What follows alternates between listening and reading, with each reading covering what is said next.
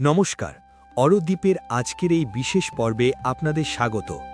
আমি জানি আজ আপনি যে প্রশ্নটি নিয়ে এখানে এসেছেন তা আমাদের প্রত্যেকের মনেই কোনো না কোনো সময় ভিড় করে। আমরা যখন দেখি কোনো সৎ, পরোপকারী এবং ধার্মিক মানুষ জীবনে বারবার কষ্টের সম্মুখীন হচ্ছেন, আর অন্যদিকে অধর্মের পথে চলা মানুষগুলো সুখে দিন কাটাচ্ছে, তখন বুক ফেটে একটা চিৎকার আসে, হে কৃষ্ণ, ভালো মানুষের সাথেই কেন বারবার খারাপ হয়? আজকের ভিডিওতে আমরা শ্রীমদ্ ভগবদ্ গীতার আলোয় এই চিরন্তন প্রশ্নের উত্তর খুঁজব। কোনো জটিল দার্শনিক তত্ত্ব নয়, বরং একদম সহজ ভাষায় বুঝব কেন ঈশ্বর আমাদের সাথে এমনটা করেন। ভিডিওটি শেষ পর্যন্ত দেখুন, কারণ শেষে আপনার জন্য রয়েছে জীবনের এক পরম শান্তি। প্রথম প্রশ্ন, আমি তো কারো ক্ষতি করি না, তবুও আমার সাথেই কেন সব বিপদ ঘটে? শ্রীকৃষ্ণ গীতায় বলছেন, কর্মের হিসাব অনেক গভীর। আপনার বর্তমান ভালো কাজগুলো একটি চারা গাছের মতো, যা এখনও বড় হয়নি, কিন্তু আপনি যে কাঁটা গাছের ফল আজ পাচ্ছেন তা হয়তো অনেক আগে আপনারই লাগানো ছিল। বিপদ মানে ঈশ্বর আপনার পুরনো ঋণ শোধ করে আপনাকে হালকা করছেন। দ্বিতীয় প্রশ্ন, খারাপ মানুষগুলো কেন এত আনন্দে থাকে?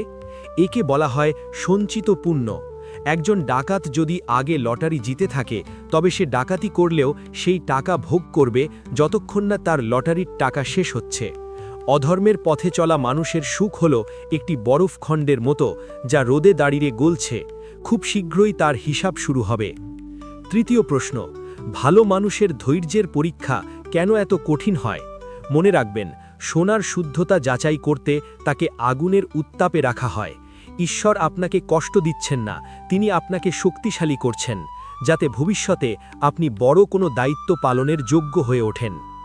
চতুর্থ প্রশ্ন, প্রার্থনা করেও কেন কোনো ফল পাচ্ছি না? প্রার্থনা কোনো সওদা নয়। মাঝে মাঝে ঈশ্বর আমাদের যা চাই তা দেন না, কারণ তিনি জানেন আমাদের জন্য কোনটি দীর্ঘস্থায়ী কল্যাণ আনবে। আপনার প্রার্থনা বৃথা যাচ্ছে না, তা আপনার আত্মিক শক্তি বাড়াতে কাজ করছে। পঞ্চম প্রশ্ন, তাহলে কি ভালো হওয়ার কোনো মানে নেই? অবশ্যই আছে। ভুল করবেন না, সাময়িক সুখের চেয়ে চিরস্থায়ী শান্তি অনেক বড়। ভালো কাজ আপনাকে শ্রীকৃষ্ণের চরণে আশ্রয় দেয়, যা সব পার্থিব সুখের চেয়েও দামি। শেষ পর্যন্ত জয় ধর্মেরই হয়। বন্ধুরা, জীবন একটা বিশাল বড় ক্যানভাস। আমরা কেবল একটা ছোট্ট অংশ দেখি বলে একে অবিচার মনে করি। যদি আজকের এই আলোচনা আপনার মনে সামান্যতম শান্তি দিয়ে থাকে, তবে কমেন্টে লিখুন জয় শ্রীকৃষ্ণ, আর অরদ্বীপ চ্যানেলটি সাবস্ক্রাইব করে আমাদের এই আধ্যাত্মিক যাত্রার সঙ্গী হন। ভালো থাকুন, সুস্থ থাকুন, দেখা হবে